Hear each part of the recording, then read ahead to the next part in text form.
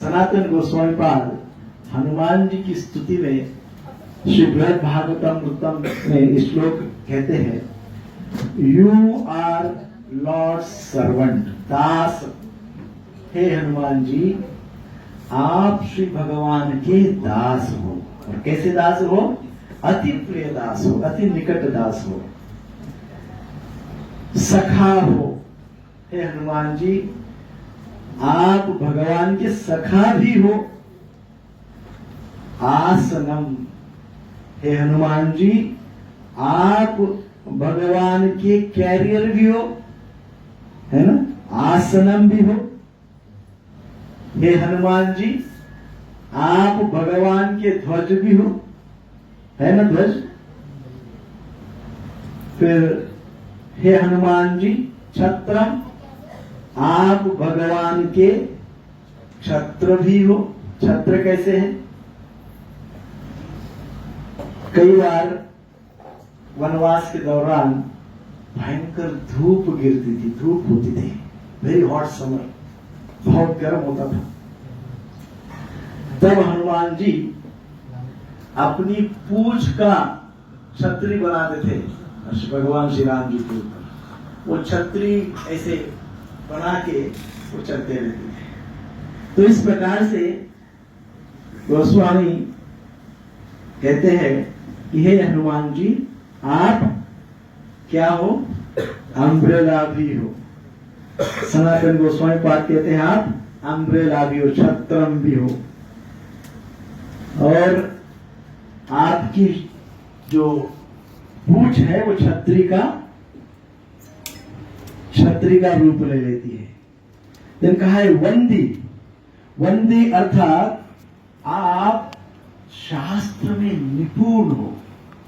हे हनुमान जी, आप शास्त्र में निपुण हो, संपूर्ण वेदों के ज्ञाता हो, संपूर्ण आध्यात्मिक ज्ञान को केवल जानते ही नहीं हो, आचरण में भी आप साक्षात वेद मूर्ति हो।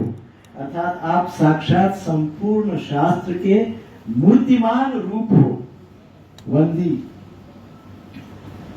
फिर कहा गया है हनुमान जी, आप डॉक्टर भी हो आप फिजिशियन भी हो। फिजिशियन अर्थात आपने जब देखा कि भयंकर युद्ध चल रहा है और रोज के युद्ध में कई हमारी वानर सेना घायल हो रही है, बाणों से, तलवार से, अनेक प्रकार के शस्त्रों से हमारे सैनिक जब घायल हो रहे थे, तो हनुमान जी आप जंगल में जाके ऐसी विषाक्त करणी नाम की जो औषधि होती है, उस औषधि को आप लेके आए और सारे सैनिकों को, है ना, आपने प्राण से, दुख से, कष्ट से मुक्त किया। और फिर कहा गया है, ये हनुमान जी, आप भगवान के असिस्टेंट भी हो, आप भगवान के सहायक भी हो। क्योंकि आपके पास आउटस्टैंडिंग इंटेलिजेंस एंड पावर है। क्या है? अगाध शक्ति है, अगाध भक्ति है और अगाध बुद्धि है। ऐसे हमारे सनातन गोस्वामी पाद हनुमान जी के विषय में बताते हैं। तो हमारे आचार्यगण हनुमान जी की इतनी स्तुति करते हैं, सो हमें हनुमान जी की कैसी भक्ति करनी चाहिए, हनुमान जी को कैसे प्रसन्न करना चाहिए। एक बार हम बाहर गए थे आउट ऑफ मुंबई, तो संयोग से हमको एक हनुमान जी के निस्सिम भक्त का दर्शन हुआ। बड़े बुजुर्ग थे, काफी उम्र के थे। तो उनसे बात हुई तो वो कहने लगे कि अभी इस युग में, आज के प्रेजेंट टाइम में, इस समय, वर्तमान के समय में सारे देवी देवता देख रहे हैं, सब देख रहे हैं कि कलयुग का क्या प्रभाव हो रहा है। सब देख रहे हैं कि जीवात्माएं कितने हैरान, परेशान, है ना, फ्रस्ट्रेटेड है एकदम। क्या क्या हो रहा है। सारे देवी देवता तो देख रहे हैं, परंतु हनुमान जी बहुत एक्टिव हो गए हैं। तो क्या कहें, हनुमान जी बहुत एक्टिव है। यदि आप थोड़ा भी हनुमान जी का स्मरण करो तो हनुमान जी आपकी रक्षा करने के लिए तुरंत आ जाएंगे। आपकी इच्छा यदि आध्यात्मिक हो तो हनुमान जी सारे काम छोड़ के आपकी इच्छा पूर्ण करने के लिए आ जाएंगे, क्योंकि हनुमान जी भगवान के निकट भक्त है, एकदम निश्चिंत भक्त है। तो मैं ज्यादा समय का ध्यान रखते हुए ज्यादा इसमें चर्चा करने के लिए हमारी क्या कहते हैं शायद योग्यता भी नहीं है, पात्रता भी नहीं है, परंतु हम जो हमारे आचार्य ने कहा है, जो हमारे वरिष्ठ वैष्णव ने कहा है, उन्हीं के उपदेशों को, उन्हीं के इंस्ट्रक्शंस को हम रिपीट करेंगे, उनकी चर्चा करेंगे। तो हमने आज जो हनुमान चालीसा का बहुत सुंदर उत्साहपूर्वक बच्चों ने और आप सभी ने स्तुति की है, गायन किया है, उसी के पहले श्लोक पे हम चर्चा करने का प्रयास करेंगे। जो हमारे वरिष्ठ आचार्य, वरिष्ठ वैष्णव हैं, हमारे आचार्यगण हैं, उन्होंने जो कहा है उसी के आधार पे मैं कुछ बोलने का प्रयास करता हूँ। अन्यथा मेरे पास कोई भी हनुमान जी के विषय में बोलने की कोई योग्यता नहीं है, परंतु हमारे आचार्यगण बहुत ही दयालु है। उन्होंने हमें सिखाया कि किस भाव से हनुमान जी की भक्ति करनी चाहिए, किस भाव में हनुमान चालीसा को समझना चाहिए।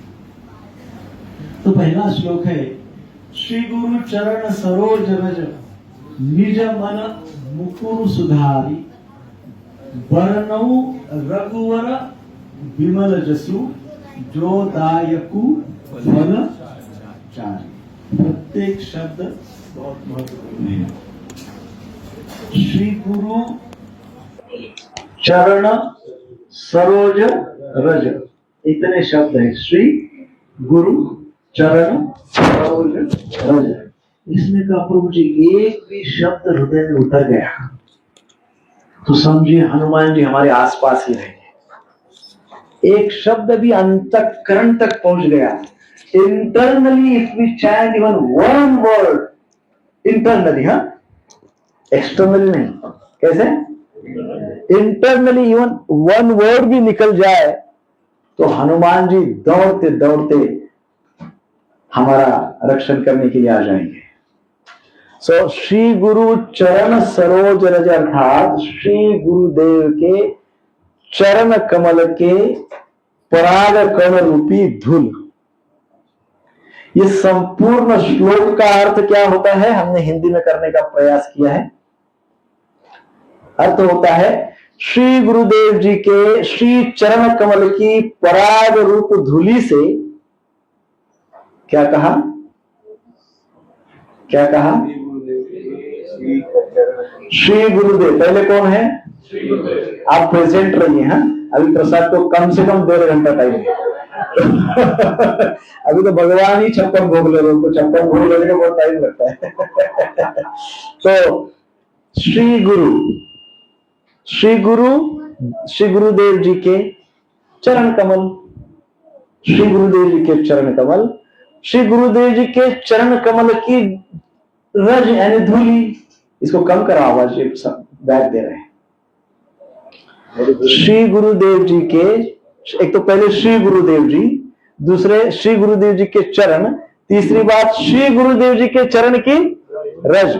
अब वो रज को कहा गया है, वो रज किसके समान है, पराग के समान, कमल पुष्प के पराग के समान श्री गुरुदेव जी के चरण की रज है। अब अच्छा, उस रज से करना क्या है, तो उस रज से कहा है अपने मन रूपी निज मन मुकुर, निज मन मुकुर सुधारी। निज अर्थात अपना पर्सनल, दूसरे का नहीं। दूसरे के मन के ऊपर कोई कमेंट नहीं करना चाहिए कि इसका मन ऐसा, उसका मन वैसा, उसका मन कैसा, वो नहीं करना है। किसका मन कहा गया है यहां, निज, मेरा मन, अपना अपना मन। सो निज मन मुकुर सुधारी, अर्थात मेरा मन रूपी दर्पण, मेरे मन रूपी दर्पण को स्वच्छ करके, मेरे मन रूपी दर्पण को स्वच्छ करके। अच्छा, स्वच्छ करके क्या करना है? तो श्री तुलसीदास गोस्वामी जी कहते हैं कि मैं अपने श्री गुरुदेव जी के चरण की रज से अपने मन रूपी दर्पण को स्वच्छ करके। क्यों स्वच्छ करना है मन रूपी दर्पण?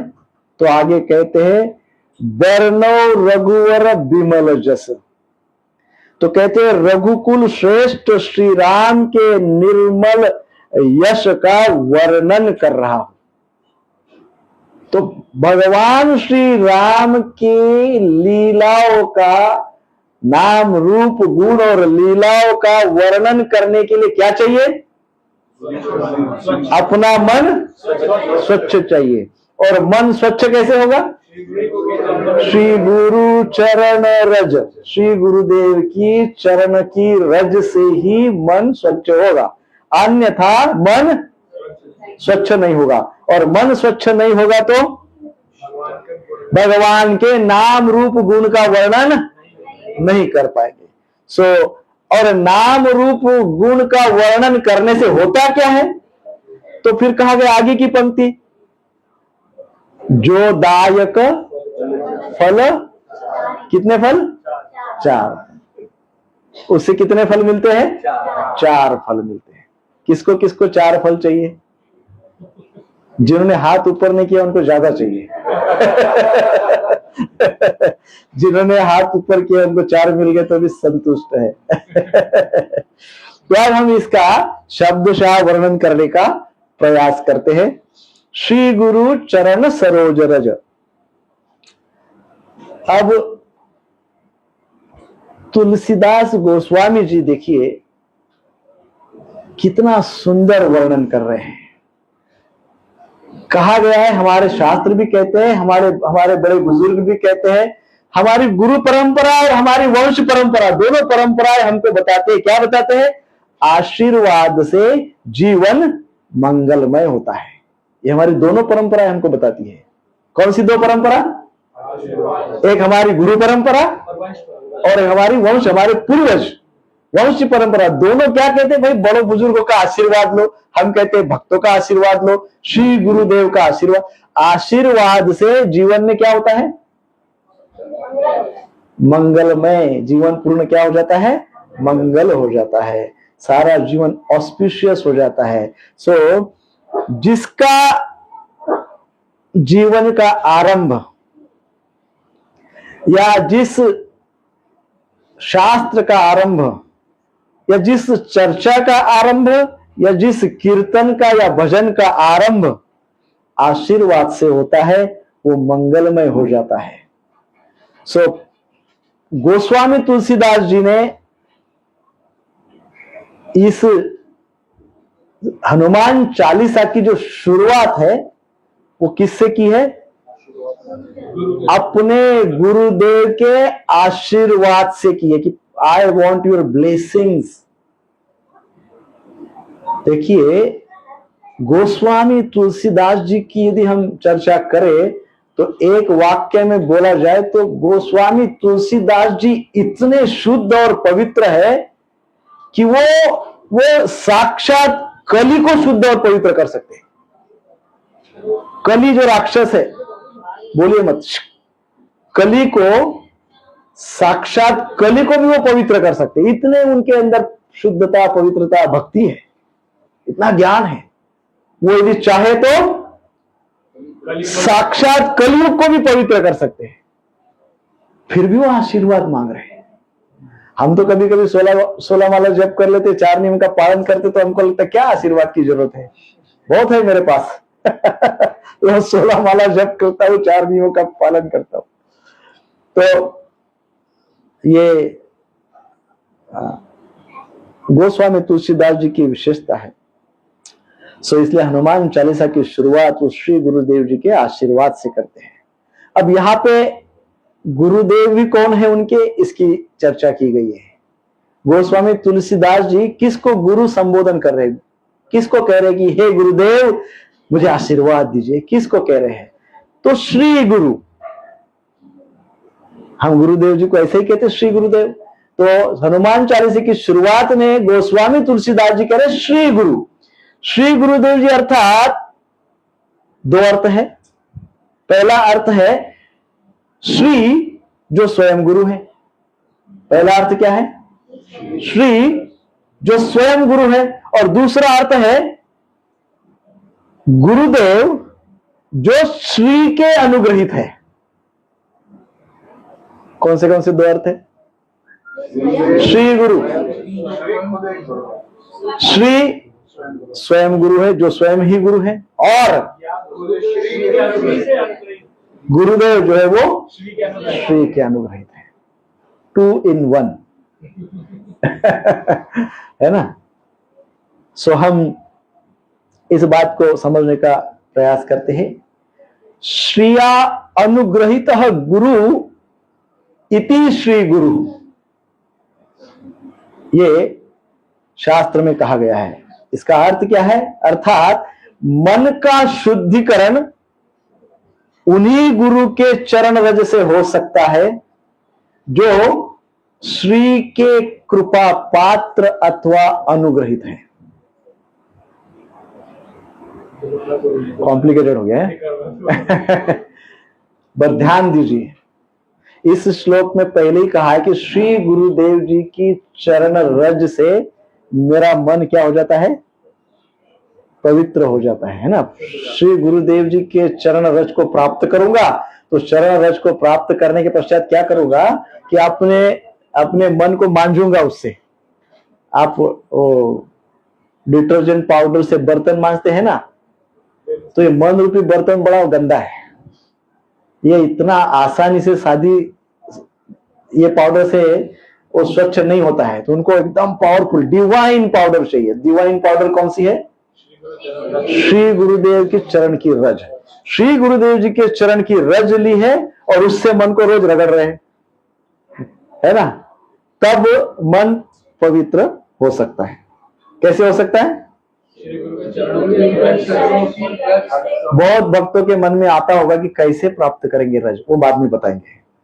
अभी जितना बोला है उस पर फोकस करिए, और रज कैसे प्राप्त करेंगे सुपर फॉर्मूला लास्ट में बताएंगे।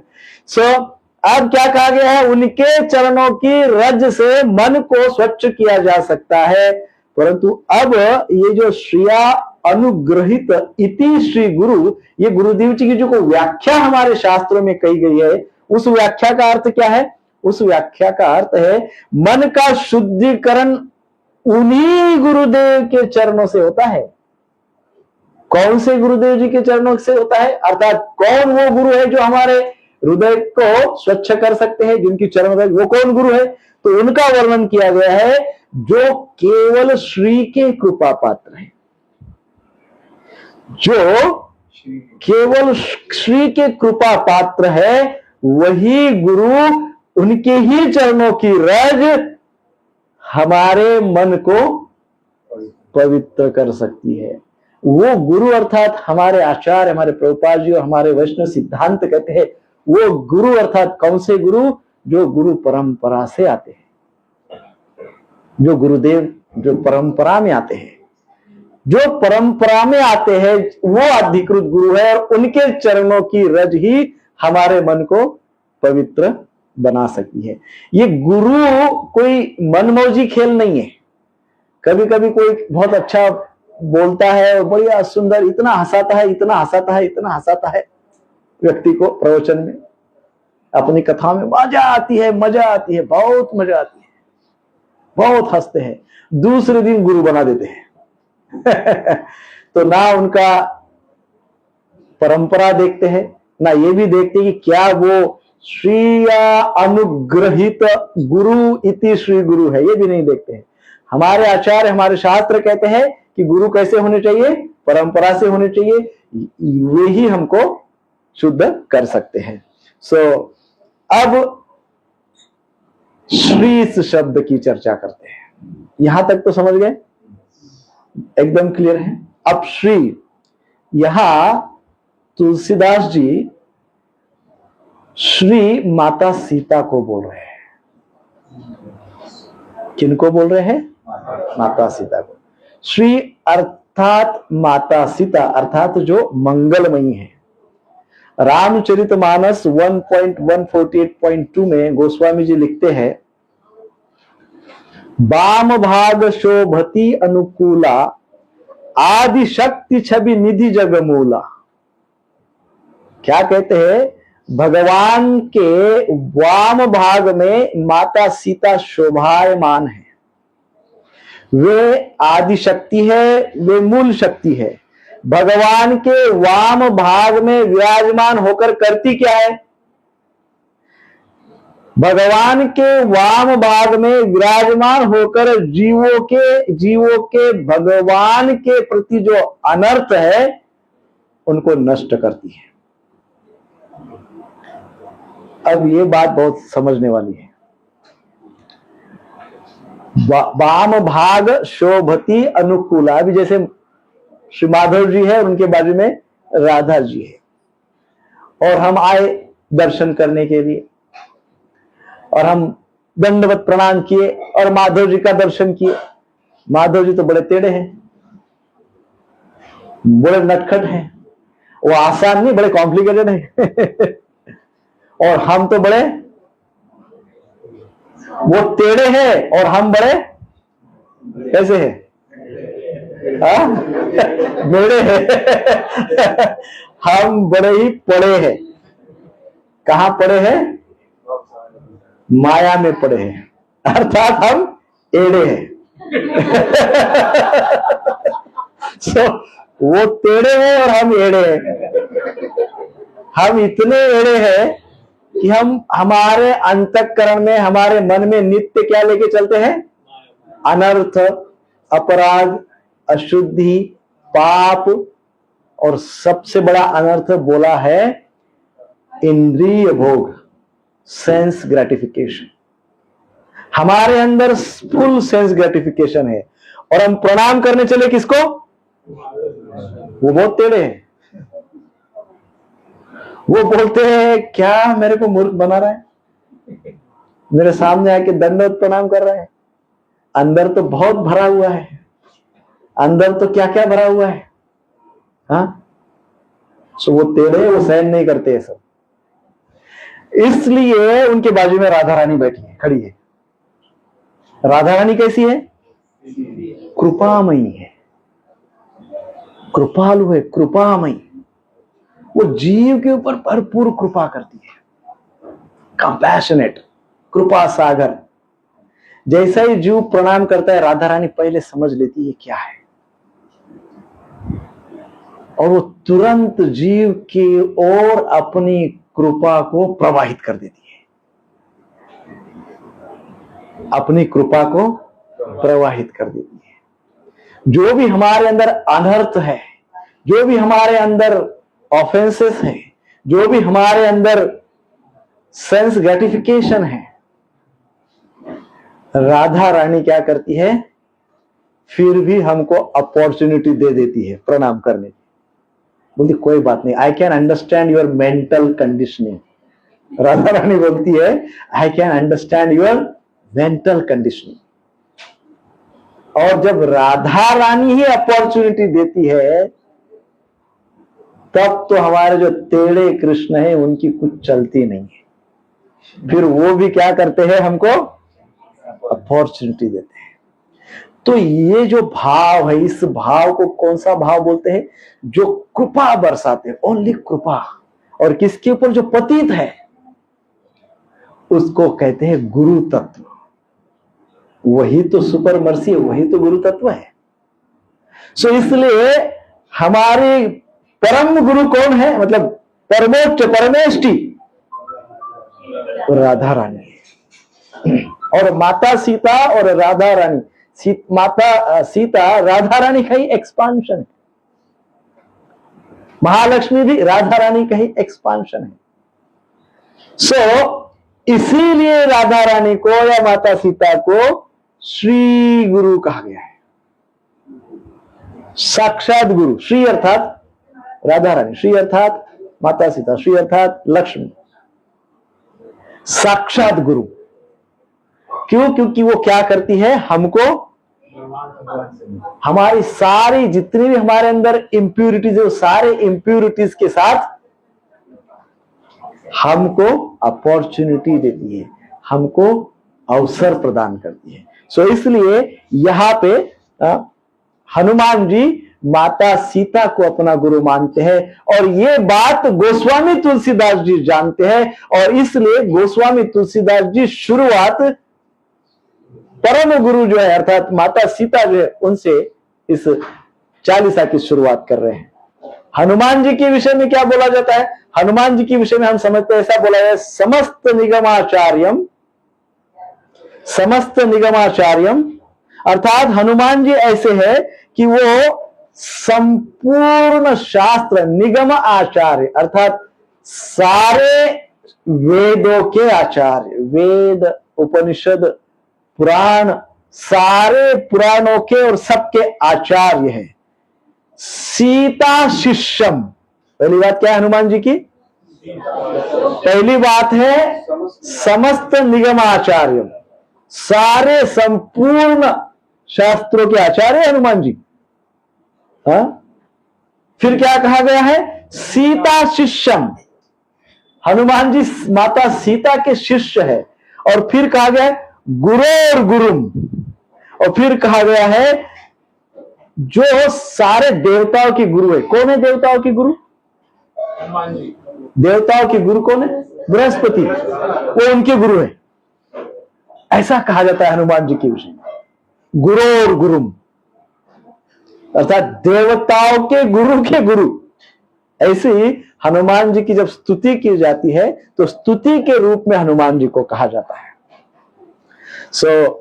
इसलिए तुलसीदास जी हनुमान जी की संतुष्टि के लिए उनके गुरुदेव की स्तुति से चालीसा की शुरुआत करते हैं।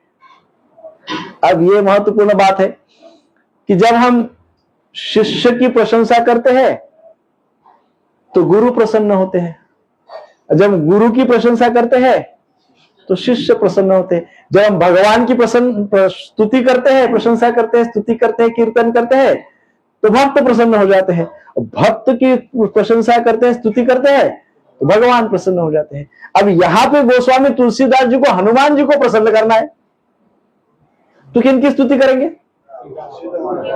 हनुमान जी के गुरु की स्तुति करेंगे, और हनुमान जी की गुरु कौन है?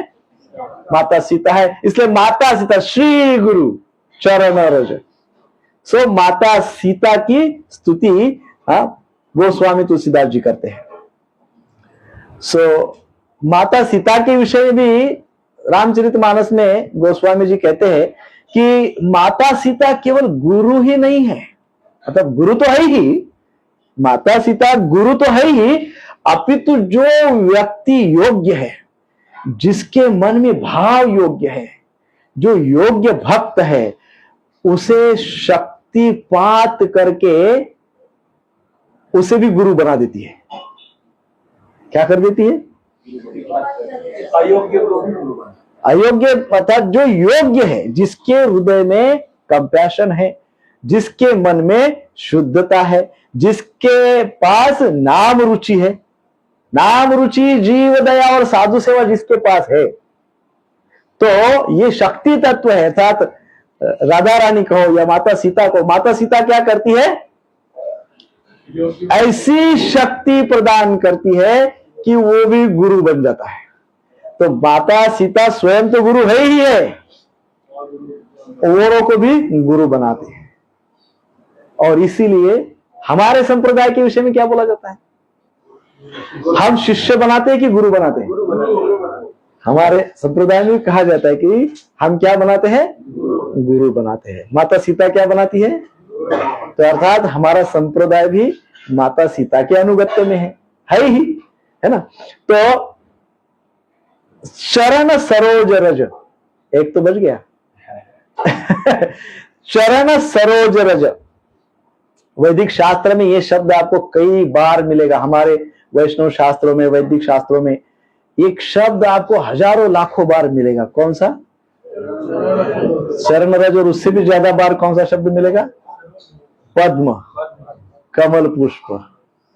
कई बार चरण कमल, हस्त कमल, कमल नयन, है ना, कमल लोचन, ऐसे अनेक प्रकार से कमल, ये शास्त्र में कमल का वर्णन बहुत है। ओनली शास्त्र तक ही रखिए, उसके आगे मत जाइए, विषय चेंज हो जाएगा। सो कमल, कमल का सब जगह हमारे संपूर्ण समाज में, हमारे संस्कृति में, हमारे शास्त्रों में, हमारे धर्म में बड़ा महत्व है ना। क्यों कमल पुष्प का इतना महत्व है, क्यों इतना गुणगान करते हैं? क्योंकि कमल कहां उगता है? कमल कीचड़ में उगता है। उगता तो कीचड़ में है, परंतु संपूर्ण वातावरण को सुगंधित कर देता है। बड़ी विशेषता है। उगता कहां है? कीचड़ में। और सुगंधित किसको करता है? संपूर्ण वातावरण को सुगंधित करता है। कितना बड़ा कॉन्ट्रडिक्शन है। उगता कहां पे है? कीचड़ में, और संपूर्ण दुर्गंध को सुगंध में परावर्तित कर देता है। तो इसी प्रकार से गोस्वामी तुलसीदास जी श्री गुरुदेव जी के चरणों को उपमा दे रहे हैं। वे क्या कहते हैं? अर्थात संसार में कितनी भी अभद्रता होने दो, संसार में कितनी भी गंदगी होने दो, संसार में कितनी भी निगेटिविटी होने दो, गुरुदेव पर उसका प्रभाव नहीं होता। क्या नहीं होता? निगेटिविटी। कौन सा प्रभाव नहीं होता?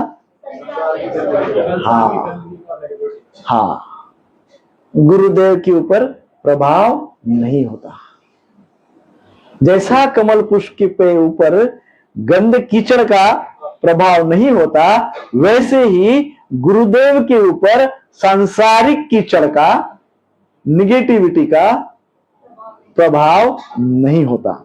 अपितु श्री गुरुदेव तो ऐसे संसार को प्रबुद्ध करते हैं, ऐसे ही संसार को प्रबुद्ध करते हैं। अर्थात श्री गुरुदेव ऐसे ही संसार को, कीचड़ रूपी संसार को सुगंधित कर देते हैं। हाँ, कीचड़ रूपी संसार को श्री गुरुदेव क्या करते हैं? सुगंधित कर देते हैं। और इसलिए कमल पुष्प की उपमा दी गई। वही सेम कार्य कौन करता है? कमल पुष्प करता है ना। हरे कृष्णा कृष्णा कृष्णा हरे हरे, हरे राम राम राम हरे हरे। निज मन मुकुर सुधार। फिर क्या कहा गया? मेरा मन रूपी दर्पण मार्जन करने के पश्चात। अब गोस्वामी जी क्या कहते हैं? मेरे मन रूपी दर्पण पर धूल चढ़ी हुई है। चेतो दर्पण मार्जनम भव महादावाग्नि निर्वापनम श्रेय कैरव चंद्रिका वितरणम विद्या वधु जीवनम आनंदाम्बुधिवर्धनम प्रतिपदम पूर्णामृत स्वादनम सर्वात्म स्नपनम परम विजयते श्री कृष्ण संकीर्तनम। तो गोस्वामी जी यहाँ पे वही बात कह रहे हैं। गोस्वामी जी कहते हैं कि मन रूपी दर्पण पर धूल चढ़ी हुई है, भयंकर धूल चढ़ी हुई है, भयंकर धूल चढ़ी हुई है, भयंकर धूल चढ़ी हुई है। भाई कौन सी धूल चढ़ी हुई है? ऐसी वो चढ़ती ही जा रही है, वो धूल रुकती नहीं है, वो धूल चढ़ती ही जा रही है। कई बार जानबूझ के, कई बार अनजाने में। कौन सी धूल है वो? Sense gratification. कौन सी धूल है? सेंस ग्रेटिफिकेशन, इंद्रिय भोग। इंद्रिय भोग रूपी धूल हमारे मन रूपी दर्पण पे पता नहीं कितने जन्मों से चढ़े जा रही, चढ़े जा रही, चढ़े जा रही, चढ़े ही जा रही। और इसलिए हमारा मन रूपी दर्पण अशुद्ध और मैला हो गया है। कैसा हो गया? अशुद्ध और मैला हो गया। अरे इतना अशुद्ध और मैला हो गया है कि उस मन रूपी दर्पण में मैं स्वयं अपने को भी नहीं देख सकता हूं। भगवान तो बहुत दूर की बात है। मैं अपने स्वयं को, मेरे स्वयं के आत्मचित्त को भी मैं नहीं देख सकता। मैं परमात्म तत्व को, आत्म तत्व को भी मेरे मन रूपी दर्पण में नहीं देख सकता हूं। भगवान तो गोलोक में रहते, करोड़ों मील दूर है। मेरे अपने ही आध्यात्मिक रूप को मैं नहीं देख सकता हूं, मेरे स्वयं के आध्यात्मिक रूप को नहीं देख सकता हूं, मेरे स्वयं के स्पिरिचुअल बॉडी को मैं नहीं देख सकता हूं, तो भगवान की तो बात बहुत दूर की है।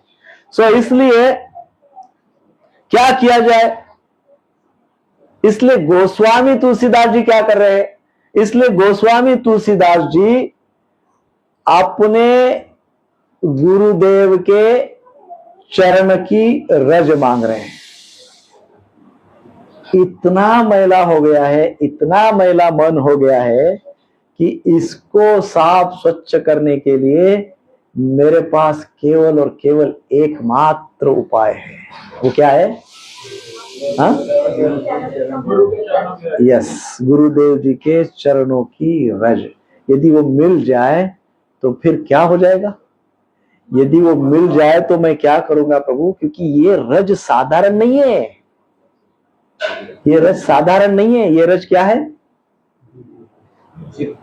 दिव्य है, ट्रांसेंडेंटल है। तो यदि मुझे मिल जाए तो प्रभु जी मैं तो इस रज से अपने मन को तो इतना घिस घिस के रगड़ रगड़ के साफ तो करूंगा ही करूंगा, थोड़ी सी रज तो मैं आंखों में भी डाल दूंगा। क्या कर दूंगा? क्योंकि सारी गड़बड़ तो आंखों से होती है। हाँ, क्योंकि जब इंद्रिय निग्रह की बात होती है, इंद्रिय नियमन की बात होती है, सेंस कंट्रोल की बात होती है, तो सबसे बड़ा कंट्रोल हमको कहां चाहिए? पहली जीवा और दूसरी आंख। आंख, क्योंकि आंख केवल कैमरे का काम करता है, फोटो खींचते जाता है और उधर सब मन रूपी मेमोरी में सेव होते जाता है। सो इसलिए यदि ऐसी रज मिल जाए तो ऐसे रज से करना क्या है? अपने मन को भी साफ करना है और अपने अपने इंद्रियों, अपने आंखों को भी साफ करना है। अब गोस्वामी तुलसीदास जी का अभिप्राय क्या है? गुरुदेव के चरणों कमलों से रज लेने का अर्थ क्या है? गुरुदेव के चरण कमलों से धूली कण लेने का अर्थ क्या है? अर्थात नम्र भाव से उनकी सेवा करना। क्या? कौन से भाव से? वो क्या होता है? हाँ, वो क्या होता है? मैं कुछ नहीं हूँ, आप जो बोलेंगे। मैं कुछ नहीं हूँ, आप जो बोलेंगे वही। हाँ, इंस्ट्रक्शन फॉलो, नम्र भाव से इंस्ट्रक्शन फॉलो करना। तो नम्र भाव क्या है? हाँ हाँ, वो क्या होता है? वो क्या होता है? हाँ, वो कैसे समझेंगे? आप प्रैक्टिकल बात बताओ तो मैं बोलूं हाँ बरोबर है। मुझे समझाइए आप कि कैसे मैं नम्र बनूं, ऐसे आप मुझे समझाइए। अब समझाइए बोल रहा हूं मैं, अर्थ मत बताइए, समझाइए। नम्र भाव से सेवा करना। अब सेवा तो समझ में उसमें ही, तो कौन से भाव से करना? What is that? Service without expectation. Service without, और निस्वार्थ भाव। निस्वार्थ भाव बरोबर है। और नम्र भाव means what? What is humility? Humility के बारे में बताया कि अपने बारे में, अपने को कम नहीं सोचना, अपने बारे में कम सोचना है। अपने को स्वयं को कम नहीं आंकना, क्योंकि हम तो भगवान के अंश से कम थोड़ी है, लेकिन अपने बारे में कम सोचना। टेक्निकल मीनिंग है, सही है। और सरेंडर। समझाइए मुझे, शब्द का शब्द नहीं चाहिए, मुझे समझाइए। अभी मैं नम्र बनना चाहता हूँ, आपके पास आया हूँ, आप सारे सभी वैष्णव के चरणों में प्रणाम है, कृपा करके मुझे समझाइए। जैसे अर्जुन भगवान को कहते हैं ना कि भगवान कार्पण्य दोषो प्रवृत्त स्वभाव में कृपण सब, मुझे समझाइए। जब समझाइए बोला जाता है तो भगवान ने पूरी गीता बोल दी। तो आप कम से कम एक वाक्य में समझे, शब्द में नहीं। आप किस तरह प्रसन्न होगे? किस तरह प्रसन्न हो गए। Yes, how to please Krishna. Yes, आसपास पहुंच गए माता जी। अच्छा, प्रभुपाद जी की क्या व्याख्या है? नम्रता। प्रभुपाद जी ने ये वाक्य बहुत सारे शब्दों की व्याख्या के रूप में बोला है। बहुत सारे शब्दों की व्याख्या के रूप में प्रभुपाद जी ने एक ही वाक्य कई बार बोला है।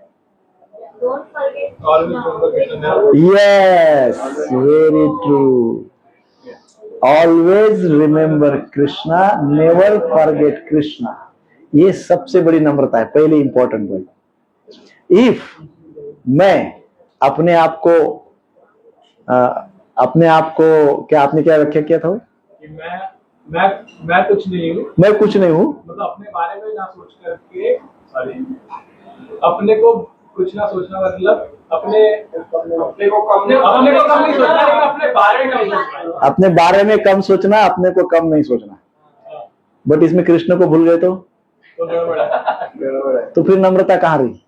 इसलिए कृष्ण और कोई निस्वार्थ भाव है, लेकिन कृष्ण ऐड नहीं है, तो वहां पे कृष्ण को ऐड नहीं किया तो सो इसलिए नम्रता की व्याख्या क्या है? Always remember Krishna, never forget Krishna. भगवान का नित्य स्मरण करिए, भगवान को कभी भी न भूले। ये नम्रता का विशेष। सो उस भाव में सेवा करें। सो गुरुदेव के चरण कमलों से रज लेने का अर्थ क्या है? मैं नित्य कृष्ण के साथ कनेक्ट होके कृष्ण की प्रसन्नता के लिए, कृष्ण के साथ, कृष्ण की कृपा छत्र में कृष्ण का नित्य स्मरण करते हुए गुरुदेव का सेवा करूं। कृष्ण कॉन्शियसनेस में रहकर गुरुदेव जी की सेवा करूं। उसको कहा गया है गुरुदेव के चरण कमलों की रज प्राप्त करना। है ना? कई बार अभी हम बहुत रेयरली देखते हैं आज के समझ में। हम तो प्रत्येक वैष्णव को, है ना, जो हमारे वरिष्ठ है या जो भक्ति करते हैं, हम उनको शिक्षा गुरु मानते हैं, है ना। तो 5-10 साल पहले हम देखते थे, हम सारे भक्तों के बीच में कंपटीशन लगती थी प्रभु, पता है, एक दूसरे के चरणों की रज लेने के लिए। पीछे पर एक ड्यूटी आगे आगे दौड़ते थे, कुछ ड्यूटी उनके पीछे पीछे दौड़ते, अरे आपके चरणों की रज चाहिए, अरे नहीं चाहिए, वो भागो भागो वो भागो, अरे पकड़ो पकड़ो। इस प्रकार से चरण रज को प्राप्त करने का भाव होता था, क्योंकि सब क्या है, कृष्ण कॉन्शियस है। सब एवरीवन इज रिमेम्बरिंग कृष्ण, सब कृष्ण को स्मरण करते, कोई कृष्ण को भूलते नहीं। इसलिए उनके चरणों की रज हमारे मन दर्पण रूपी मन को स्वच्छ कर सकती है, ऐसा एक भाव होता था। सो गुरुदेव की सेवा करना ये बहुत अनिवार्य है। अभी तो पहले तो हमने रज की बात कही। रज अर्थात क्या? नम्र भाव। नम्र भाव से सेवा करना। नम्र भाव अर्थात क्या? Never forget Krishna. और सेवा करना, कैसी सेवा करना? गुरुदेव की सर्वोत्तम सेवा क्या होती है? ऐसे तो सारी ही सेवाएं उत्तम होती है, उनमें सर्वोत्तम सेवा क्या होती है? गुरुदेव के चरणों में बैठकर श्रवण करना। गुरुदेव के चरणों में बैठकर श्रवण करना, ये सर्वोच्च सेवा है। सो गुरुदेव जी के चरणों में बैठकर सुनना चाहिए। अच्छा, क्या सुनना चाहिए? ये कहा है, बरनौ रघुवर विमल रस, बरनौ रघुवर विमल जस। क्या सुनना चाहिए गुरुदेव जी के चरणों में बैठकर? हमको तो 10-20 मिनट में नींद आने लगती है। आधा घंटा भी नहीं होता है कि तो क्या सुनना चाहिए? तो गोस्वामी जी कहते हैं, रघुकुल श्रेष्ठ श्री राम के निर्मल यश का वर्णन सुनना चाहिए। सो गुरुदेव के चरणों में बैठकर क्या श्रवण करना चाहिए? तो भगवान के नाम रूप गुण लीलाओं का वर्णन सुनना चाहिए। और इसको सर्वोत्तम सेवा बोला गया, इससे उत्तम सेवा नहीं है। जो ये करेगा उसका हृदय, उसका मन निश्चित कभी ना कभी स्वच्छ हो जाएगा, निश्चित स्वच्छ हो जाएगा।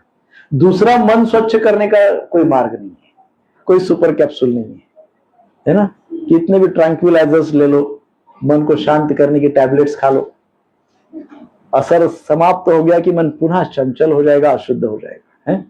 सो इसलिए क्या करना चाहिए, तो भगवान के नाम रूप गुण लीलाओं का श्रवण करना चाहिए श्री गुरुदेव जी के मुख से।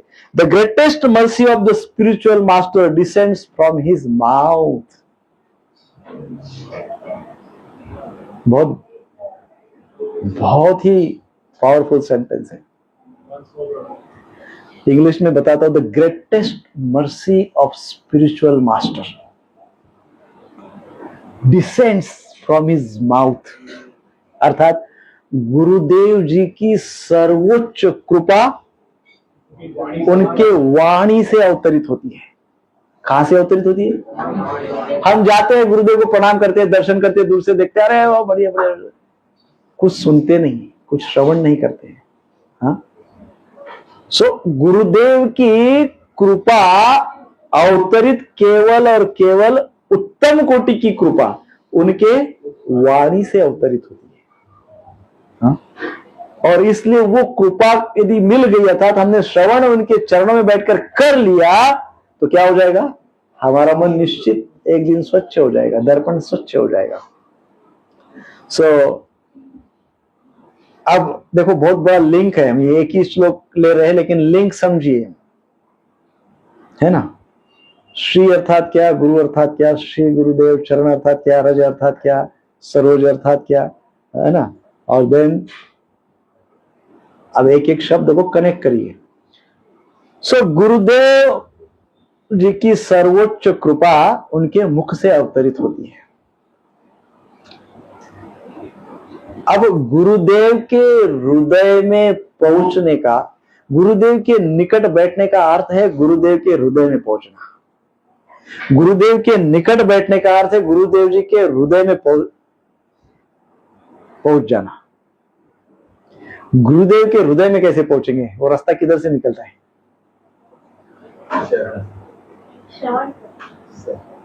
हाँ,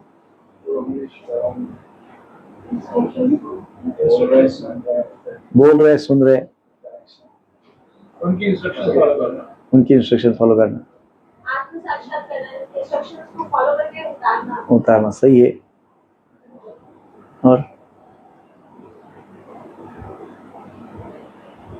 गुरुदेव के हृदय में बसना है, तो गुरुदेव जी के हृदय तक जाने के बहुत मार्ग है। सभी मार्गों का स्वरूप एक ही है। कहां से पहुंचे, कौन सा रास्ता निकलता है जो सीधे गुरुदेव के हृदय में हमको बसा सकता है? गुरु मुख पद्म वाक्य यस, गुरु मुख पद्म वाक्य चित्ते करिए। गुरुदेव के मुख से जो वाक्य निकलता है उसको सर्वोपरि मान के, उसका चिंतन करके गुरुदेव के हृदय तक पहुंचा जा सकता है। और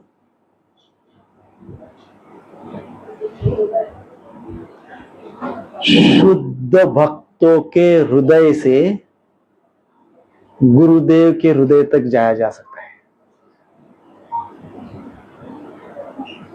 प्योर डिवोटीज के हृदय से, अर्थात यदि हम शुद्ध भक्तों के हृदय में बस गए, अर्थात जो भी भक्त के संपर्क में हम आ जाते हैं, हमारे सेवा भाव से, हमारे शुद्ध भाव से, हमारे नाम जप से, है ना, जब हम उन भक्त के हृदय में बस जाते हैं तो वो भक्त का हृदय हमको सीधे गुरुदेव के हृदय में बैठा देता है।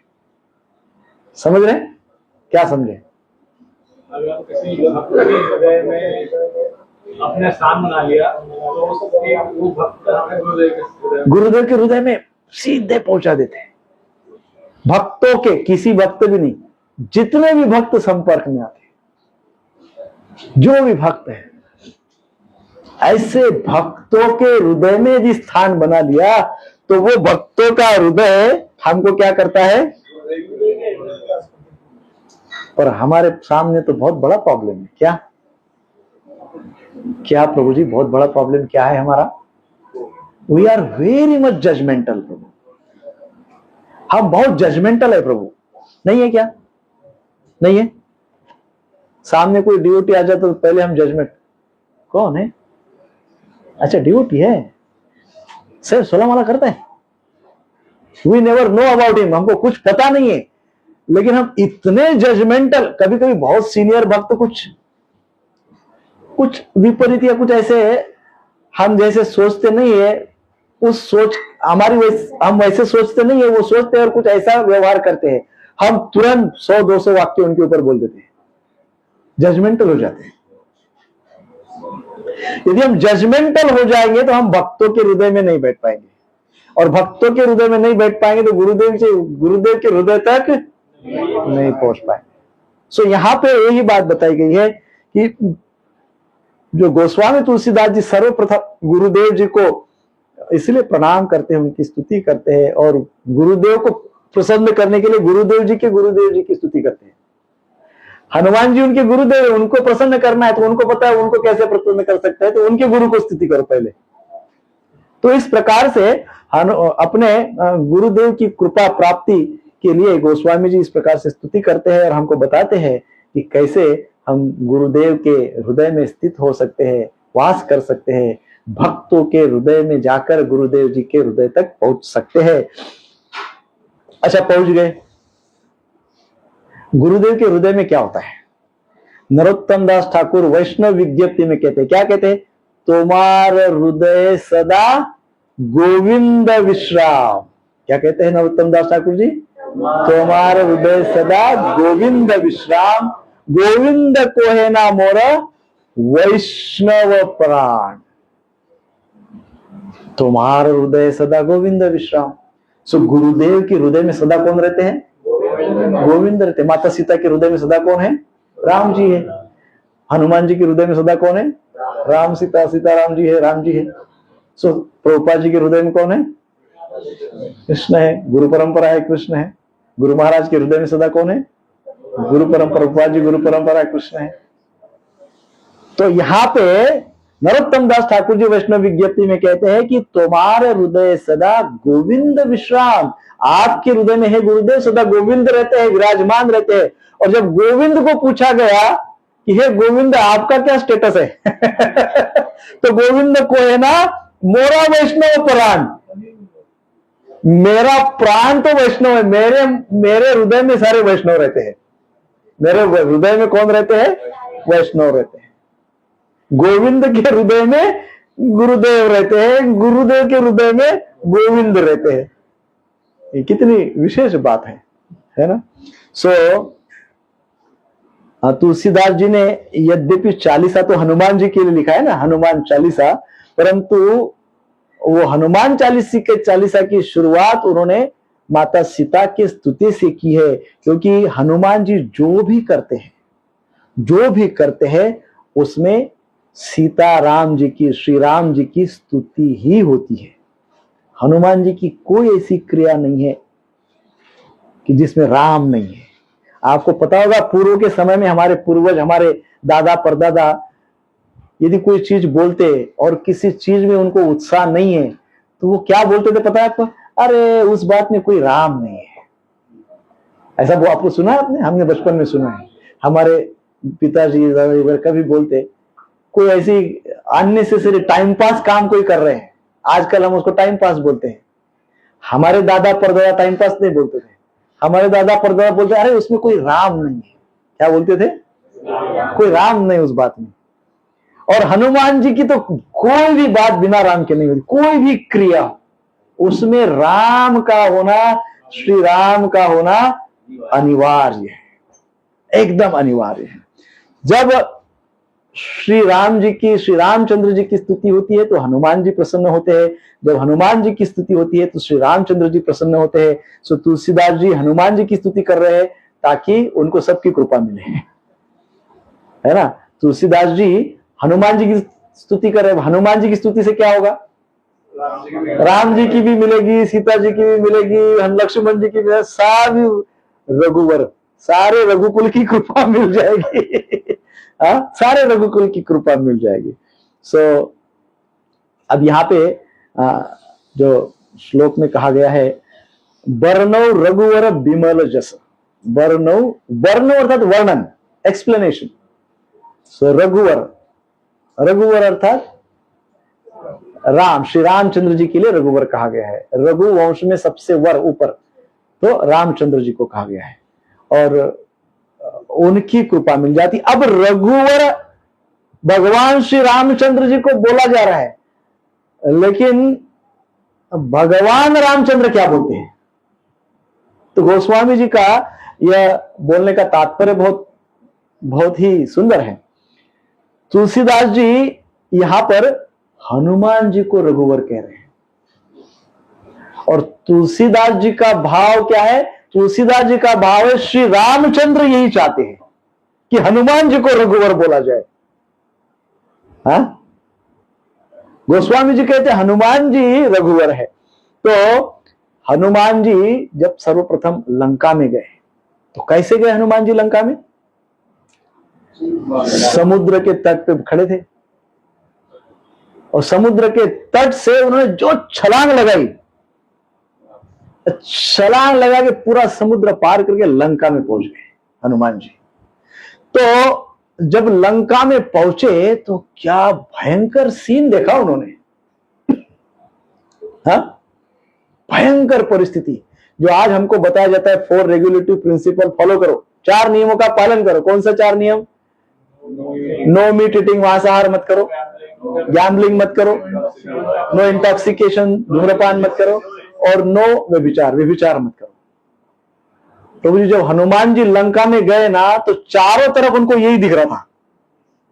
रात रात भर होटल खुली जैसा आज होता है, तो रात रात भर राक्षस चौक में बैठे हैं, मांस खा रहे, मदिरा पी रहे, अंधेरा छाया हुआ है। ऐसे सारे भयंकर भयंकर दृश्य हनुमान जी ने देखे। रात के समय पहुंच गए उधर, शाम हो गई, घूमते घूमते तो देखे पूरे लंका में क्या हालत है, भयंकर भयंकर प्रकार। घूमते घूमते सब जगह गए और रात के अंधेरे में रावण के महल में भी गए। रावण को देखकर तो एक बार उनको लगा कि ये भगवान राम तो नहीं इतना सुंदर। बोली बताइए, हाँ, भयंकर माया, भयंकर क्रूरता इतना सुंदर रूप लेके आई। कई बार ऐसा होता है, ये जो भयानकता है, ये माया का जो विकराल रूप है, ये अंदर से बहुत भयंकर होता है और रूप एकदम सुंदर लेके आ जाता है। जैसे पुतना, अंदर से विष और रूप तो लक्ष्मी का, और अंदर भरा क्या है? विष। तो ऐसे हनुमान जी ने सब देखा, बड़ी भयंकर अवस्था है, भयंकर। ऐसा ही सेम सिमिलर प्रभुपाद जी के साथ हुआ था। जैसे हनुमान जी ने छलांग लगाकर लंका पहुंच गए समुद्र के मार्ग से, तो प्रभुपाद जी भी समुद्र के मार्ग से अमेरिका पहुंच गए। प्रभुपाद जी जलदूत में बैठ गए, हनुमान जी ने छलांग लगाई। बात तो वही है, समुद्र को क्रॉस किया। जैसे भी हो, दोनों ने समुद्र को क्रॉस किया। हनुमान जी उधर पहुंचते से उनको भयंकर सब कुछ दिखने लगा। हाँ, प्रभुपाद जी जैसे ही अमेरिका में पहुंचे, वो सब भयंकर दिखने लगा उनको। ऐसे क्या है ये, सब राक्षस है इधर। तो प्रभुपाद जी समझ गए ये तो इधर तो सारे के सारे राक्षस है, भयंकर। हनुमान जी ने वहां पर बैठ के राक्षसों को हैरान किया, मारा पीटा, लंका को जला दिया। प्रभुपाद जी ने अमेरिका में बैठ के राक्षसी प्रवृत्ति को मारा पीटा, प्रवृत्ति को, राक्षसों को नहीं, राक्षसी प्रवृत्ति को मारा पीटा, और अमेरिका में हरिनाम की आग लगा दी। तो उसमें कौन जल गया? सारी आसुरी प्रवृत्ति जल गई। सो इस प्रकार से हनुमान जी भी वहां पे गए, वो सब देखकर बड़े, और तब उन्होंने माता सीता का दर्शन किया घूमते घूमते। इतनी कथा करने का समय नहीं है। सो माता सीता का दर्शन किया। माता सीता को देखकर हनुमान जी भाव विभोर हो गए और माता सीता भी भाव विभोर हो गई। माता सीता, जब माता सीता ने कंफर्म किया कि ये रामदूत है, राम के भक्त है, राम के अति प्रिय निकट है, तब माता सीता अत्यंत आनंद से भाव विभोर हो गई। जैसे अभी तो नहीं होता ऐसे, लेकिन पूर्व के समय में जब माताएं, विवाहित माताएं होती थी, उनके मायके से कोई आया कि उनको तो क्या करूं और क्या नहीं, ऐसा होता था, है ना। अभी तो क्या है, टिकट निकाल के, फ्लाइट का, ट्रेन का टिकट निकाल के मायके पहुंच जाते हैं। तो पूर्व के जमाने में ऐसा नहीं था। तो मायके का कोई भी आ जाए, पता चला अमुक तमुक के घर पे उनके गांव का कोई आ गया, तो क्या भाव विभोर हो जाती थी, क्या 56 भोग बनाओ कि क्या करूं, ऐसे होता था, है ना। तो ऐसे ही माता सीता को जब पता चला कि भगवान राम के भक्त, वो भी पक्के भक्त, निकट भक्त आ गए, तो माता सीता अत्यंत आनंद का अनुभव कर रही थी। और उस आनंद के क्षण, जब आनंद से माता सीता भाव विभोर हो गई, और हनुमान जी तो माता सीता का संपूर्ण आचरण को देख रहे थे, क्योंकि बहुत देर से खड़े थे वहां पे, देख रहे थे पेड़ के ऊपर से कैसे राक्षसगण माता सीता को प्रताड़ित कर रहे हैं। तब हनुमान जी ने देखा कि क्या तप है, क्या पतिव्रता है, क्या भगवान के प्रति भक्ति है, और क्या पेशेंस है प्रभु जी, पेशेंस। हाँ, 1:30 बज गया प्रभु जी। पेशेंस हमारा नहीं, कुछ कुछ भक्त का मुझे चेहरा दिख रहा है, मुझे तो घड़ी देखने की जरूरत नहीं है, चेहरे पे दिख रहा है 1:30 बज गया। कोई सोच रहा है अभी कब तक चलेगा, क्यों इतनी लंबी कथा हो रही है, अभी बस हो गया, 1 बजे का टाइम दिया, 1:30 बज गया, ऑफिशियल टाइम हो गया। मतलब मन दर्पण जो है वो गंदगी से भरा हुआ। तो ऐसा मत करिए, थोड़ी देर और है। जब हनुमान जी ने देखा कि माता सीता का क्या चरित्र है, क्या भगवान श्री राम के प्रति भक्ति है, क्या समर्पण है, क्या त्याग है, क्या पेशेंस है, और क्या कॉन्फिडेंस है, मेरे राम आएंगे, क्या कॉन्फिडेंस है। ये कॉन्फिडेंस भक्तों का होना चाहिए, भगवान है, भगवान आएंगे। माता सीता की इतनी तो विपरीत परिस्थिति किसी की होती नहीं है। इतने विपरीत परिस्थिति में माता सीता सोच रही कि मेरे राम आएंगे। हमारी तो इतनी कभी विपरीत परिस्थिति होती नहीं, थोड़े बहुत ही चैलेंजेस आते हैं, उसमें ही हम गलित गात्र हो जाते हैं। हमारी क्योंकि भक्ति स्ट्रांग नहीं है, भक्ति के प्रति विश्वास, श्रद्धा बहुत स्ट्रांग चाहिए। तो हनुमान जी ने जब ये देखा और माता सीता का वो सब गुण सब देखे, और जब माता सीता ने हनुमान जी को समझ लिया, तो आनंद से भाव विभोर होकर माता सीता हनुमान जी को कहती है, पुत्र हनुमान। क्या कहती है? पुत्र हनुमान। हाँ?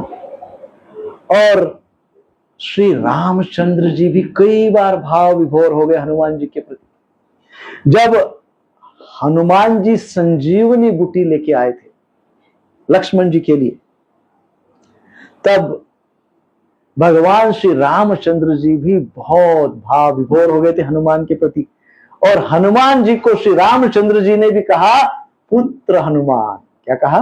पुत्र हनुमान। यहां पर हनुमान जी का जो संबोधन है, गोस्वामी तुलसीदास जी रघुवर क्यों कर रहे हैं?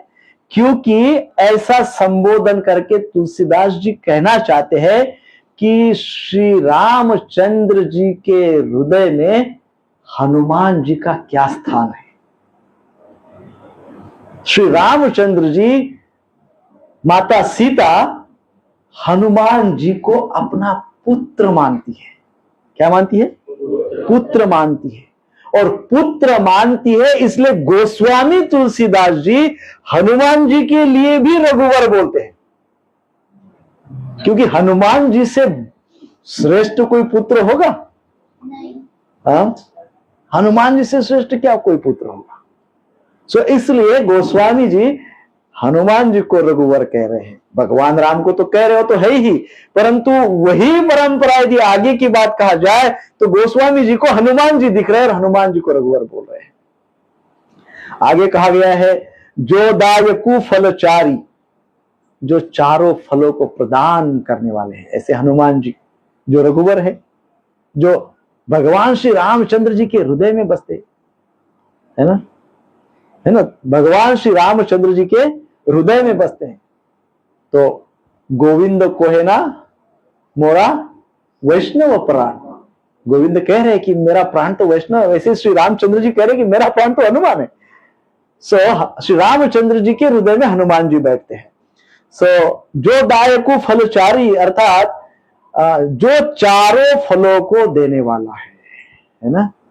सो इस प्रकार से जब इनका आशीर्वाद मिल जाएगा मुझे, हनुमान जी का अर्थात मेरे गुरुदेव जी का और मेरे गुरुदेव जी के गुरुदेव जी का, और जब इस प्रकार से मेरे गुरुदेव जी का आशीर्वाद मिलेगा तो मेरे गुरुदेव जी के गुरुदेव जी का मिलेगा। तो यदि मुझे इस प्रकार से आशीर्वाद मिलेगा तो ये आशीर्वाद करेगा क्या? 4 फल देगा। ये आशीर्वाद क्या करेगा? 4 प्रकार के फल मुझे देगा। ये 4 फल जो है ये भिन्न भिन्न व्यक्तियों के लिए भिन्न भिन्न प्रकार के फल है ना। ऐसा नहीं कि 4 एप्पल दे दिए, 4 एप्पल सबको दे दिए ऐसे नहीं। 4 फल में एक प्रकार के ही 4 फल नहीं दिए, चारों फल भिन्न भिन्न प्रकार के। तो क्या फल है? तो गोस्वामी जी का अभिप्राय है कि ये मुक्ति रूपी फल है। 4 मुक्ति है ना, पुरुषार्थ है, मुक्ति है, जो मुक्ति की इच्छा रखते हैं उनके लिए भिन्न भिन्न। प्रत्येक भक्त की चेतना पर निर्भर है कि उनको कौन सा फल दिया जाए, 4 फल कौन से दिया जाए, कौन से 4 फल किस भक्त को दिया जाए। उस भक्त की क्या कॉन्शियसनेस है, what is the level of consciousness, उस कॉन्शियसनेस, उस चेतना के स्तर के अनुसार उसको वैसा फल दे देते हैं हनुमान जी। आशीर्वाद देते हैं अर्थात क्या, वो फल दे देते हैं। तो भौतिकवादी व्यक्ति के लिए कौन से 4 फल देते हैं? तो भौतिकवादी व्यक्ति के लिए धर्म अर्थ काम मोक्ष। कोई व्यक्ति मटेरियलिस्टिक है, भौतिकवादी जीवन बिताना चाहता है, तो उसको हनुमान जी की कृपा हो जाती है, आशीर्वाद दे देते हैं। हनुमान जी जब आशीर्वाद देते हैं तो आशीर्वाद के रूप में क्या देते हैं? धर्म अर्थ काम मोक्ष। अर्थात क्या, आपको हमको अवसर मिलेगा, भौतिकवादी लोगों को अवसर मिलेगा कि वो धर्म के आधारित कर्म करें, ऐसे कर्म उनको प्राप्त हो जाएगा। वो धर्म के आधारित अपने कार्यकलाप करेंगे, धर्म के आधारित कार्यकलाप करके अर्थार्जन करेंगे, धर्म अर्थ, उस अर्थ को, उस धन को प्राप्त करके अपनी इच्छाएं पूर्ण करेंगे, धर्म अर्थ काम। और इस प्रकार के धर्म के आधारित अर्थार्जन करके अपनी इच्छा को पूर्ण करेंगे तो कभी न कभी उनकी इच्छाएं पूर्ण हो जाएगी और वो मोक्ष की प्राप्ति करेंगे, मुक्ति की प्राप्ति करेंगे। भौतिकवादी लोगों के लिए ये फल दे देते हैं। अच्छा, मुक्तिकामी लोगों के लिए क्या कहे? कोई किसी को ये नहीं चाहिए भाई, कोई भौतिकवादी नहीं है, वो क्या है? मुक्तिकामी है। उसको क्या चाहिए? मुक्ति, लिबरेशन, उसको मुक्ति चाहिए। तो कहा गया ये 4 प्रकार की मुक्ति दे देते हैं। ऐसे तो मुक्ति 5 प्रकार की है, परंतु इसमें वर्णन किया गया है हमारे वरिष्ठ वैष्णव के द्वारा कि वो 4 प्रकार की मुक्ति देते हैं। 4 प्रकार की मुक्ति कौन सी? सालोक्य, सामीप्य, सारूप्य और सायुज्य। सालोक्य अर्थात क्या? वैकुंठ में स्थान मिल जाता है, सालोक्य। सामीप्य अर्थात क्या? भगवान, अभी भाई मान लो भगवान के धाम में स्थान मिल गया है ना, भगवान के धाम में स्थान मिल गया, वैकुंठ में चले गए, उसको क्या कहा गया है? सालोक्य। सालोक्य, उस लोक में स्थान मिल गया। और वैकुंठ कितना बड़ा है? इतना बड़ा वैकुंठ है, और वैकुंठ में कोई जगह आपको हमको स्थान मिल गया, लेकिन भगवान का दर्शन ही नहीं हो रहा है। अरे भाई, धाम मिल गया लेकिन भगवान ही नहीं मिल रहे, क्या काम की ऐसी मुक्ति? सालोक्य में, वो लोक में पहुंच गया, वो लोक में भगवान ही नहीं दिख रहे, कि इतना अपने थाना की इतना थोड़ी है, वो बहुत बड़ा है भगवान ही दिख रहे। सालोक्य मुक्ति मिल गई, भगवान दिख रहे। कई लोग बोलते हैं ना, कई बार हमको भगवान के धाम जाना है, हमको भगवान के धाम जाना है, हमको। अब भगवान के धाम जाके करोगे क्या? भगवान नहीं मिले तो वैकुंठ में चले जाए, वैकुंठवासी होना। अच्छा, वैकुंठवासी में वैकुंठनाथ नहीं मिले तो मिलना भी तो चाहिए, वो बहुत बड़ा है। इसलिए सालोक्य मुक्ति, परंतु किसी को चाहिए तो यदि हनुमान जी की भक्ति करते हैं, भगवान हनुमान जी का आशीर्वाद मिलता है, तो हनुमान जी सालोक्य मुक्ति वाले को सालोक्य मुक्ति दे देते हैं। दूसरा कोई सामीप्य, जो भगवान के निकट रहकर भगवान की सहायता करता है, वो सामीप्य मुक्ति, निकट बैठ के सेवा करना भगवान की। सालोक्य, सामीप्य, सारूप्य, कोई बोलता है मुझे भगवान का रूप चाहिए, चतुर्भुज रूप, मुझे भी चतुर्भुज, शंख चक्र गदा पद्म वगैरह से मस्त अच्छा लगता है।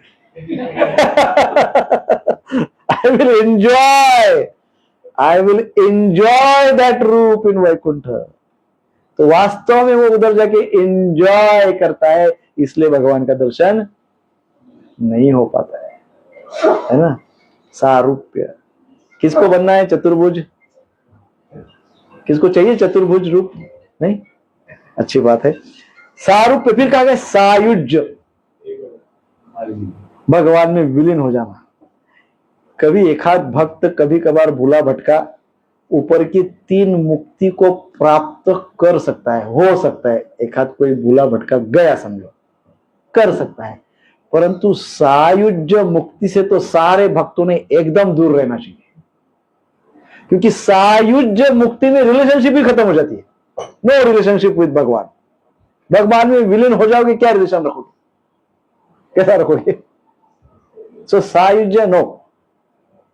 परंतु यदि किसी को चाहिए तो हनुमान जी के आशीर्वाद के, यदि उसकी वैसी चेतना है तो हनुमान जी वो भी दे देते हैं। तो ये 4 ही फल बोलेंगे ना, 4। पहला क्या है? धर्म अर्थ काम मोक्ष। दूसरा क्या है? सालोक्य, सामीप्य, सारूप्य। देन अब भक्त के लिए क्या देते हैं भाई?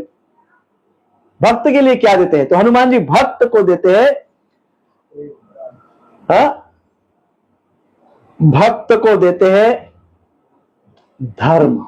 पहला फल, भक्त के हृदय में धर्म के प्रति जागरूकता उत्पन्न करते हैं, और यदि होगी तो उसको डीप करते हैं। धर्म क्या है?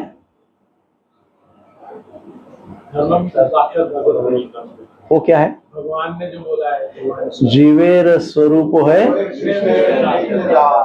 वो जीव धर्म है। जैव धर्म वही है ना, कृष्ण का दास, भगवान का दास। तो सबसे पहले वो धर्म हनुमान जी भक्त के हृदय में उसके प्रति डीप डीप डीप रियलाइजेशन देते हैं।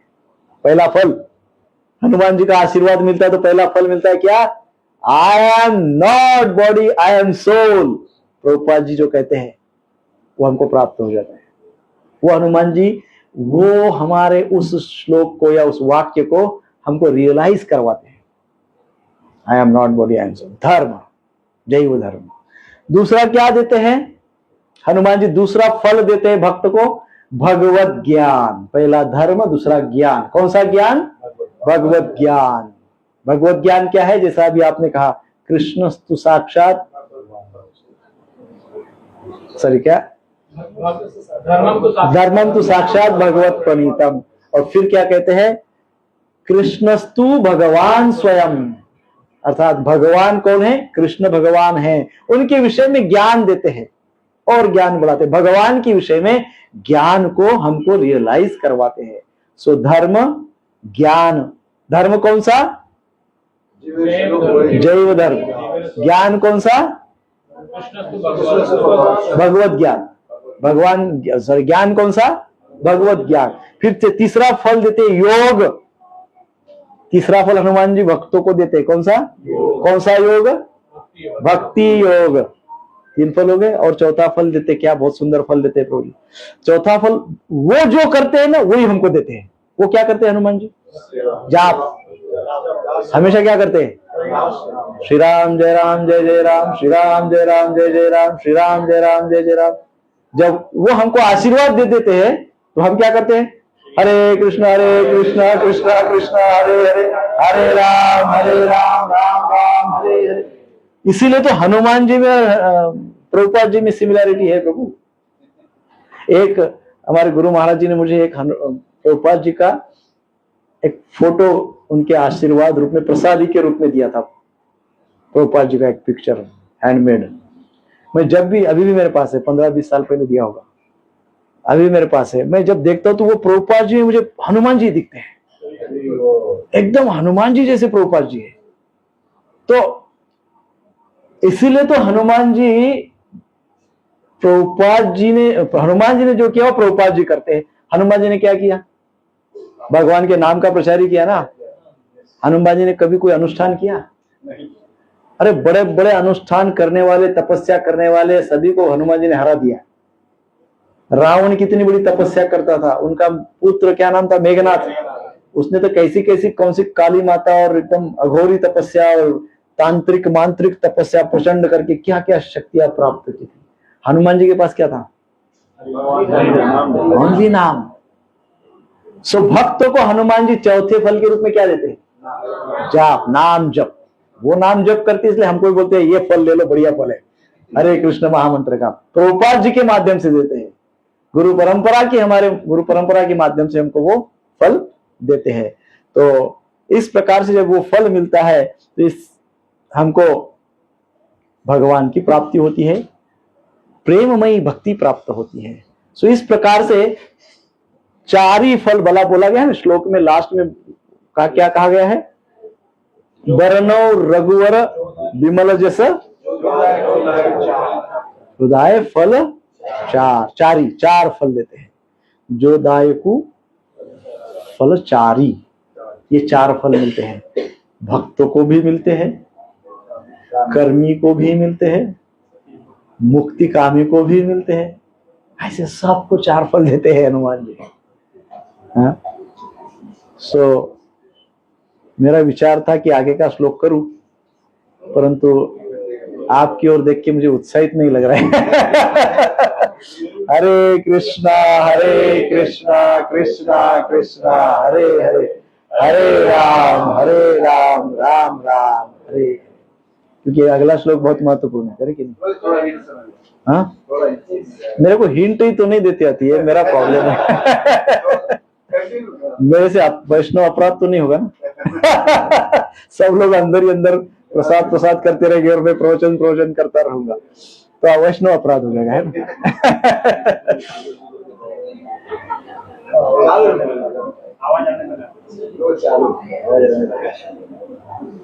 मैं हनुमान जी को पूछता हूँ, हरे कृष्णा कृष्णा कृष्णा हरे हरे, हरे राम राम राम हरे। 10 मिनट ले सकते हैं।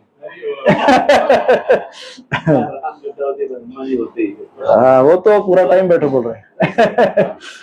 सो बुद्धिहीन तनु जानिके सुमिरो पवन कुमार, बल बुद्धि विद्या देहु मोहि हरहु कलेश विकार। तो मैं ओनली 10 मिनट्स में चर्चा करूंगा और उसके पश्चात प्रत्येक को समराइज करने के लिए पूछूंगा। बुद्धिहीन अर्थात विदाउट इंटेलेक्ट, तनु अर्थात शरीर, जानिके तो जानकर, सुमिरो अर्थात स्मरण करना, पवन कुमार अर्थात हनुमान। बल, यहां पे बल किसको कहा गया? आध्यात्मिक बल को, स्पिरिचुअल एनर्जी। बुद्धि इंटेलेक्ट, स्पिरिचुअल इंटेलेक्ट। विद्या अर्थात ज्ञान, आध्यात्मिक बल, बुद्धि और ज्ञान। देहु देना, मोहि मुझे, हरु हरण करना, क्या? कलेश और विकार, दुख और कष्ट। अपने शरीर को बुद्धि से हीन जानकर मैं पवन पुत्र हनुमान जी का स्मरण कर रहा हूं। हे प्रभु, आप मुझे बल बुद्धि तथा विद्या प्रदान करें तथा क्लेश तथा विकारों को समाप्त करें। अब बताओ किसको किसको भूख लगी? यहां क्या बोला गया श्लोक में? हे भगवान, हे गुरुदेव, आप मुझे क्या करो? बल बुद्धि और विद्या दो, मुझे आध्यात्मिक शक्ति दो, मुझे बुद्धि दो, मुझे ज्ञान दो, और हरहु कलेश विकार, मेरे क्लेश और विकार, 5 क्लेश और 6 विकार। 5 प्रकार के क्लेश होते हैं, 6 प्रकार के विकार होते हैं, इन सबको हरण कर लो। अब जिसको भी भूख लगी है उनका कैसे हरण होगा? तो फिर तो भूख लगी है, कथा तो सुनेंगे नहीं। सुनेंगे क्या? हरि बोल। सो बहुत महत्वपूर्ण श्लोक है। कृतज्ञता प्रकट करते हुए तुलसीदास जी श्लोक को कह रहे हैं, डीप ग्रेटिट्यूड एक्सप्रेस कर रहे हैं। आध्यात्मिक जीवन की शुरुआत कैसे होती है? आध्यात्मिक जीवन की शुरुआत एक्सेप्टेंस से होती है, स्वीकृति से होती है। आई एक्सेप्ट, मैं स्वीकार करता हूं, मैं स्वीकार करती हूं। स्वीकृति से, एक्सेप्टेंस से आध्यात्मिक जीवन का शुरुआत होता है। व्हाट टू एक्सेप्ट, क्या स्वीकार करना? आई एम फॉलन, मैं असमर्थ हूं। पहले मुझे कृपा चाहिए। मुझे क्या चाहिए? एक बार प्रसाद नहीं मिलेगा तो चलेगा, मुझे क्या चाहिए? कृपा चाहिए, कृपा चाहिए। ये डेस्परेशन है क्या? कृपा इतनी इजी नहीं मिलती, इतनी सस्ती नहीं है। सारे भोग करके कृपा नहीं मिलती, कभी नहीं मिलती। तप चाहिए, तप करना होता है। तप हो जाता है नहीं, तप करने का भाव चाहिए, तपस्या चाहिए। तपस्या से ही कृपा मिलती है। सो कृपा, मैं असमर्थ हूं, आई एम इनकैपेबल, मेरे में कोई शक्ति नहीं है, मुझे कृपा चाहिए, मुझे आशीर्वाद चाहिए, मुझे मदद चाहिए। मुझे क्या चाहिए? कृपा चाहिए, आशीर्वाद चाहिए, मदद चाहिए। कौन कह रहे हैं प्रभु जी? तुलसीदास जी कह रहे हैं, विथ फुल ऑफ ग्रेटिट्यूड, पूरी कृतज्ञता के साथ कह रहे हैं कि मुझे ये चाहिए। एक्सेप्ट कर रहे। पहली बात एक्सेप्ट करे कि मैं असमर्थ हूं, मैं पतित हूं। यहीं से समस्या शुरू हो जाती है। हम एक्सेप्ट ही नहीं करते। पर शास्त्र हमको कहते हैं कि एक्सेप्टेंस चाहिए कि वास्तव में मेरे अंदर मैं पतित हूं, मैं असमर्थ हूं, मुझे कृपा डेस्परेटली चाहिए। कृपा तो चाहिए, लेकिन अपने टर्म पे चाहिए, है ना? कृपा कैसे चाहिए? मेरे टर्म पे मेरे को कृपा चाहिए। हमने गुरु महाराज का एक उदाहरण बताया था, आप सबको याद होगा। नहीं होगा तो मैं एक बार और रिपीट करता हूँ। बहुत वर्ष पहले हम गुरु महाराज जी की सेवा में रहते थे, कार्तिक मास में। और कार्तिक मास में बहुत भक्त परिक्रमा करते करते महाराज को मिलने के लिए आते थे, और महाराज को मिलके दर्शन लेके ऐसे चले जाते थे। तो एक दिन मैं महाराज को कहा कि बहुत लोग आते हैं, ऐसे आपको कभी भी आते रहते हैं, आपका शेड्यूल डिस्टर्ब करते हैं, और आते हैं और बस ऐसा दर्शन करके चले जाते हैं ऐसे। तो बहुत व्यस्त होते थे महाराज, सुबह से रात शाम तक एकदम व्यस्त होते थे। तो इसका कुछ किया जाए। तो महाराज बोले, yes, they keep coming, they think that this is zoo and I am an animal। ये जू है और ये प्राणी संग्रहालय है, और एक विचित्र प्राणी इसमें बैठा रहता है। और वो सोचते कि चलो अभी इधर गोवर्धन परिक्रमा कर रहे तो वो प्राणी को भी देख लेते हैं। ये सुनकर मुझे शॉक हो गया। तो अरे इसका अर्थ है कि व्हाट ही इज थिंकिंग, क्या सोच रहे हैं? मेरे मन में ऐसी बात बहुत दिनों तक रही। फिर एक घटना हुई कुछ ही दिन बाद। एक बड़े भक्त आए, अच्छे भक्त थे वो। महाराज उस समय शांति से बैठे थे, और वो आगे ऐसे कुछ समय था, शायद दोपहर का समय था। वो महाराज को एकदम दंडवत प्रणाम किए, वो एकदम एक्सटेटिक मूड में थे, एकदम फुल ऑफ भाव विभोर थे, एकदम प्रणाम किए। महाराज आई वांट योर ब्लेसिंग्स, महाराज आई वांट योर ब्लेसिंग, कृपा चाहिए महाराज, आई वांट योर ब्लेसिंग्स। 2-4 बार बोले वो। महाराज देखे मैं बैठा था वहां पे। महाराज देखे, yes you can get guru kripa, yes, go and wash my toilet, then you will get kripa. I was turned, he was senior devotee. I was just looking at Maharaj and him. अभी अब क्या होगा? दिस इज आज्ञा। वो 2 second के लिए हड़बड़ा गए। हाँ, सो वो सब इंसिडेंट्स होने के बाद रात को मैंने महाराज जी को पूछा कि मैं इसको कैसे समझूं। तो महाराज जी ने एक ही बात कही, एक सेंटेंस ध्यान में रखो कभी भी, कृपा कभी भी सस्ती नहीं होती है। सस्ते में कभी भी कृपा नहीं मिलती है। Don't try for that. इतना सस्ता नहीं है। आपको बहुत प्रयास करने होते हैं, बहुत प्रयास। और प्रयास कैसे कैसे प्रयास? नम्रता से, शुद्धता से, अंतःकरण से, इंटरनली। बाहर का दिखावा तो अलग बात हो गई, पर अंदर से आप सिंसियरली प्रयासरत रहने चाहिए। कुछ करना चाहिए, तप करना चाहिए, जप करना चाहिए और सेवा करनी चाहिए। आसानी से कृपा नहीं मिलती।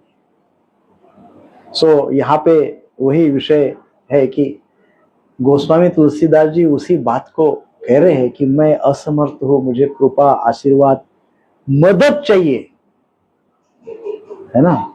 और गोस्वामी तुलसीदास जी जो कि इतनी सेवा कर रहे हैं, वो बोल रहे हैं हमारी क्या अवस्था है। सो यही बात को, केवल एक ही बात को मैं आज इस श्लोक के माध्यम से बोलना चाहता हूं। स्वीकृति चाहिए। और भौतिक जीवन में व्यक्ति को उसका कुछ भी नहीं होता है, फिर भी अहंकार होता है। हम मटेरियल लाइफ में देखते हैं हमारा कुछ है ही नहीं, वास्तुतः हमारा कुछ है नहीं, लेकिन फिर भी हमको अहंकार होता है। नहीं होता है? कुछ है नहीं फिर भी अहंकार होता है। और आध्यात्मिक जीवन में यदि उस व्यक्ति के पास सब कुछ होता भी है, सब कुछ होता भी है, तो भी वो बहुत कृतज्ञ होता है। This is the difference. कुछ नहीं होता है मटेरियलिस्टिक व्यक्ति, भौतिक जीवन में कुछ नहीं है, तब भी हमको अहंकार है, मैं ऐसा हूं, मैं वैसा हूं, मुझे ये आता है, मुझे कुछ नहीं है तो भी अहंकार है। और आध्यात्मिक जीवन में सब कुछ है फिर भी कृतज्ञता है, नम्रता है, ग्रेटफुल है, ऑनेस्टी है, सिंसियरिटी है। सो ये बहुत बड़ा डिफरेंस है। ये हमको गोस्वामी जी के चरित्र में दिखता है। गोस्वामी जी हमको कहते हैं why not to be thankful और grateful to our guru parampara. हमारे गुरु परंपरा के प्रति क्यों हम थैंकफुल, ग्रेटफुल अर्थात कृतज्ञ नहीं रहते हैं? क्यों हम आभारी नहीं रहते हैं? क्यों हम अपनी ही बातों को दौड़ाते रहते हैं? So this is very important instruction. So इस इंस्ट्रक्शन के साथ ही हम समाप्त करते हैं। वैसे श्लोक की अर्थ बहुत बड़ा है और 1 घंटा लग जाएगा। हरे कृष्णा कृष्णा कृष्णा हरे हरे, हरे राम राम राम हरे। 2 मिनट कीर्तन करते हैं। 2 मिनट कीर्तन करने के पश्चात आप पूरे क्लास को सब मिलके समराइज करें कि क्या बोला है आज।